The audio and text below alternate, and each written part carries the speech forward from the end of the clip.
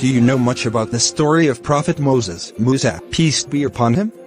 Yes, it's one of the greatest stories in the Quran and history. Prophet Musa was a great prophet sent by Allah to guide the children and free them from the oppression they suffered in Egypt. That's right, and one of the most significant events in his story is his confrontation with Pharaoh, who was oppressing and enslaving the Israelites. How did it all begin?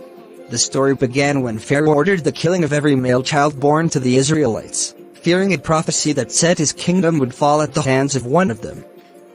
But the mother of Musa was inspired by Allah to place him in a basket and let it float on the river. He was found by Pharaoh's household, specifically Pharaoh's wife, Asya, who asked that he be raised in the palace. What an incredible story. And from there, Musa's life in Pharaoh's palace began, right? Yes, he grew up in the palace like a prince, but he always felt connected to the children of Israel. After he grew up, an incident occurred where he accidentally killed an Egyptian while defending an Israelite, which led to his fleeing from Egypt.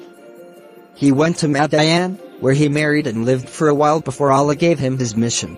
And that's when the great confrontation between Musa and Pharaoh happened. Allah sent Musa to demand Pharaoh free the Israelites, but Pharaoh was stubborn. Exactly. Musa was given miracles to prove the truth of his message, like turning his staff into a serpent and parting the sea with it.